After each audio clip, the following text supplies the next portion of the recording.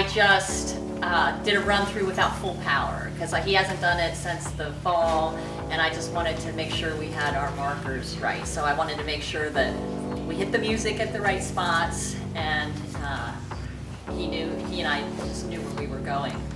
So I would suggest if you're starting, it's the first time you've done a freestyle, the first thing you should do is check the USDF website and check what the rules are, what the requirements are.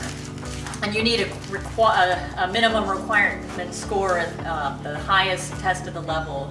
So if you want to do a third level freestyle, you have to have a score at third level test 3 to do the freestyle.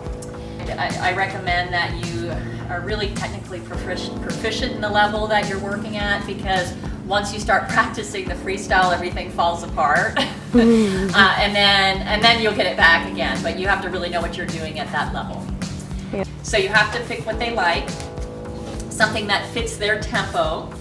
And the way, if you're watching freestyles, and you can find a lot on the internet, the way to tell if the music fits the beat of the horse is you watch the front legs, the front feet. So the way I did the freestyle was when I started was I had some very talented freestyle creators, and they first did the same. We picked the music for the horse, and we talked about the strengths and weaknesses of the horse, and they actually then went to put the music together, and they came up with the choreography for me at the same time. Then as we start riding through it, then we come back, we have a rough draft of the choreography, started riding through it, and then as we ride through it, then we have to change things and alter things. Then it takes several times back and forth, just tweaking the choreography and the music. And then after that, once you have a final copy, then you just have to keep practicing. Talking about the choreography, you want to showcase your horse's strengths. And so a good idea would be to make a very good first impression with his strengths, and also a last impression. And then there's other things you can add into your choreography that where you can like have a redo. One example from my freestyle would be I have 3 lines of tempi changes. And Amichelle's good at tempi changes, but if he gets excited in a show, we can have a little mistake.